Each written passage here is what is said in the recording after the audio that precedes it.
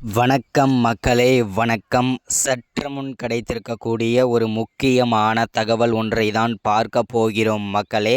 சற்று முன் திமுகவின் முக்கியமான அமைச்சர் வீட்டில் சிக்கிய 470 கோடி சிக்கியிருக்கிறது மக்களே. வருகின்ற ஏப்ரல் 19ஆம் தேதி நாடாளுமன்ற தேர்தல் இருக்கக்கூடிய வேளையிலே திமுகவுடைய முக்கியமான அமைச்சர் தற்போது 470 கோடி வழக்கில் சிக்கியிருக்கிறார். யார் அந்த திமுகவின் முக்கியமான அமைச்சர்? என்ன காரணத்திற்காக அவருடைய வீட்டில் 470 கோடி வைத்திருந்தார்? இதை பற்றின தெளிவான துல்லியமான காணொளி தான் இது இருக்க போகுது மக்களே. அதற்கு முன்பாக நமது அரசியல் நியூஸ் சேனலுக்கு நீங்கள் புதிய பார்வையாளராக இருந்தீர்கள் என்றால் மறக்காமல் நமது அரசியல் நியூஸ் சேனலை சப்ஸ்கிரைப் பண்ண மறந்துடாதீங்க. சப்ஸ்கிரைப் பண்ண உடனேயே பக்கத்திலே ஒரு பெல் பட்டன் வரும். அதை கிளிக் பண்ணி ஆல் ஆப்ஷனில் போட்டு வச்சுக்கோங்க. தொடர்ந்து நம்ம வீடியோ போட்டோம்னா உங்களுக்கு நோட்டிஃபிகேஷன் வீடியோவுக்கு மேலேயே வரும். அதை பார்த்து தெரிஞ்சுக்க முடியும். இன்றைக்கான அரசியல் நியூஸ் என்ன, இன்றைக்கான அரசியல் அப்டேட் என்னன்றதை தெளிவாகவும் துல்லியமாகவும் தெரிஞ்சுக்க முடியும் நமது அரசியல் நியூஸ் சேனலில். அது மட்டும் இல்லாமல் வீடியோ பார்க்குற ஒவ்வொருத்தரும் வீடியோவை மறக்காமல் லைக் பண்ணுங்கணும், மறக்காமல் ஷேர் பண்ணுங்கள். ஓகே, வாங்க வீடியோக்குள்ளே போகலாம்.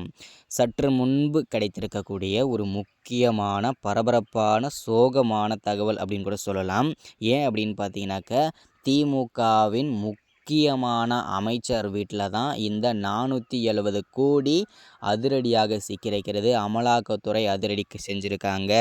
வருகின்ற ஏப்ரல் 19ஆம் தேதி நாடாளுமன்ற தேர்தல் இருக்கக்கூடிய வேளையிலே தற்போது திமுகவில் இருக்கக்கூடிய முக்கியமான அமைச்சர்களும் மூத்த குடி அமைச்சர்களும் அவரவர்களுடைய தொகுதியில் வாக்கு சேகரிப்பதற்காக தீவிரமாக வேலை செய்து கொண்டிருக்கும் இந்த நொடியிலே, இந்த நேரத்திலேயே தற்போது திமுகவுடைய ஒரு முக்கியமான அமைச்சர் தன்னுடைய தொகுதியில் வாக்கு சேகரிப்பதற்காக போய்கொண்டிருக்கும் வேளையிலே போய்கொள்ளும் போதே அவருடைய காரில் 470 கோடிக்கும் மேற்பட்ட கட்டுக்கட்டாக பணங்கள் தன்னுடைய காரிலேயே ஓட்டுக்கு பணம் கொடுப்பதற்காக கொண்டு செல்லப்பட்டது தான் இந்த 470 கோடியும் அப்படின்றத அமலாக்கத்துறை அதிரடியாக கண்டுபிடித்திருக்கிறார்கள். அது மட்டும் இல்லாமல் இந்த 470 கோடியும் அதிரடியாக அமலாக்கத்துறை முடக்கிவிட்டார்கள்.